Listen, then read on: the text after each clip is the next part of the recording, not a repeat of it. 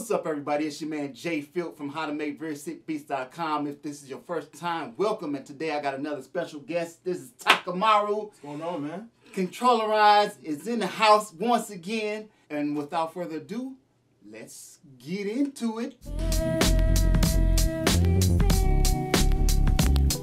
In the beginning, you would have an entire loop. There are parts of the loop that you want to cut out and only use certain parts of said sample that you have.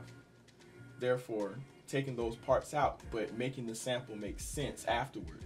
So we're working in FL Studio, and one of the techniques I like to use is I like to take loops that are one-shot loops, but I find certain pieces in them in order to make an endless loop out of it. And I take the tail end out of a certain loop and make it sound natural, like this is what's going on over and over again. So the first thing I like to do, look, almighty Edison. You just load up a sample in the Edison. It's a audio editor, as in like you load the whole sound into it, and then you'll highlight and take pieces out of it. So it's more like a processor or anything. That's like a lot of people start there. All right, so for example, I'll have this loop right here, like the Piano Black from the Cowboy Bebop soundtrack.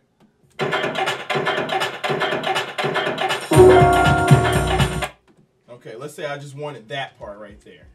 So I would choose my points very carefully and I would loop that. But when I play it back,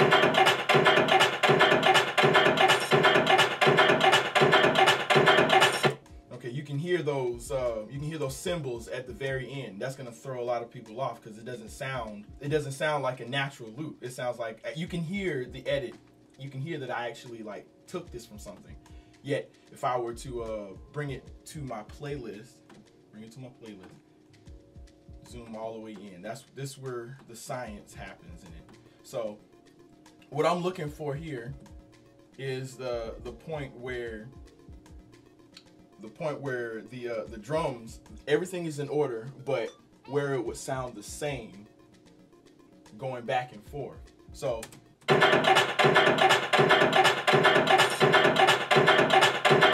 I can see right here, that would be a good point to cut that part off and keep that part going. So as you can see, you have those very beginning points of where those what would be kick drums place in. So what I'm gonna do here is I'm gonna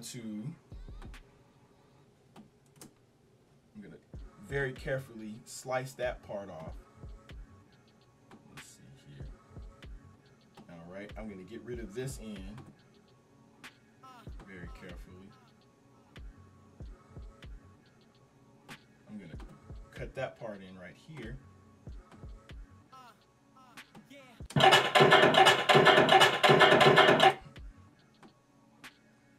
It's a little bit of a process. It's just making sure everything, you get everything right. Bring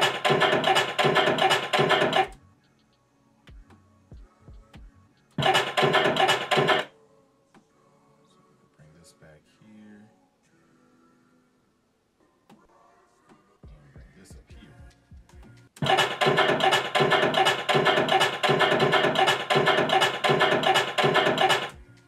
Cut this part out here. So now what I'm left with is nothing but those drums. And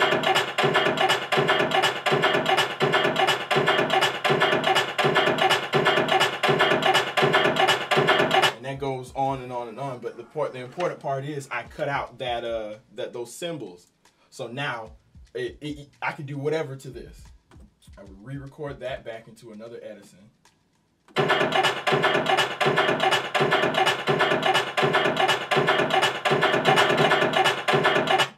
And play that back.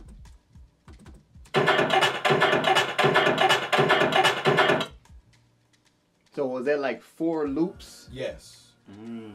And create that into its own loop? Yes. Nice. That one right there. Get rid of all of that 3 times.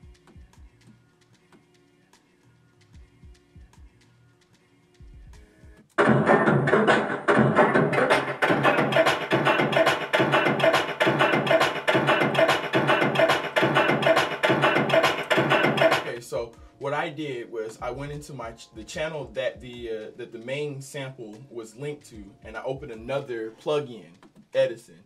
What I did is, now that plugin is already linked to this channel, all I would have to do is press record when I re-sample the loop that I just made. At that point, all I would need to do is, well, actually, that's pretty much the main part about it. So once you got your loop set up, you can pretty much just build on that. That's your foundation.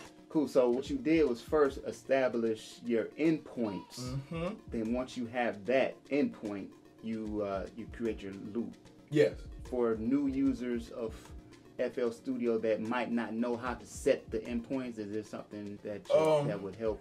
Really, at this point, it's all going by ear. It's all going by ear. You have to just hear where that drum is, or hear where that loop might be, where one part of the sample or one part of the loop it would fit in that exact point that you needed to be, and where would it go again, but in a different part of that sample.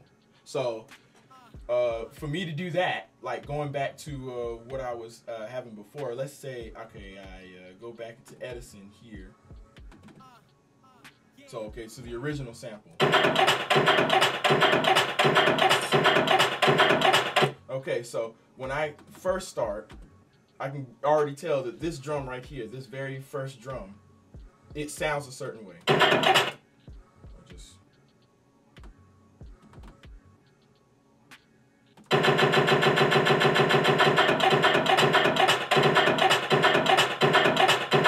Okay, so the reason I didn't do that is just to have that. It would be a little. It would be a little too. I don't want to say too easy, because once you start with that one, I mean, of course you can loop that back and forth.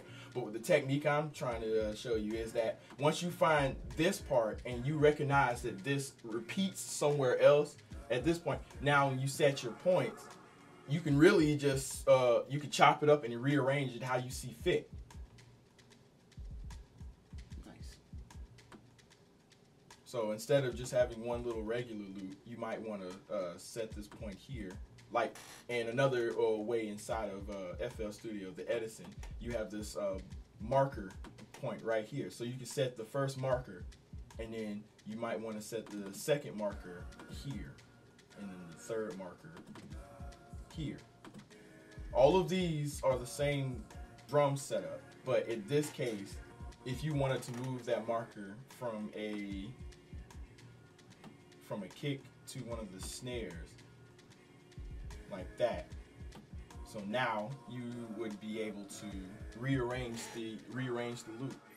Thanks for watching. Please subscribe if you haven't already. If you have any questions, holler at this man right here. Matter of fact, where can we find you? You can find me on anything. I'm mostly on Twitter or Instagram. That's Takaggai, T-A-K-A-G-A-I, but the A's are V's. Other than that, my Bandcamp is takaggai.regularly.bandcamp.com. And I'll have all those links down below, so y'all check out, because I know y'all ain't gonna be able to spell that. All right, man, so we'll see y'all on the next one, man. Peace and positive energy.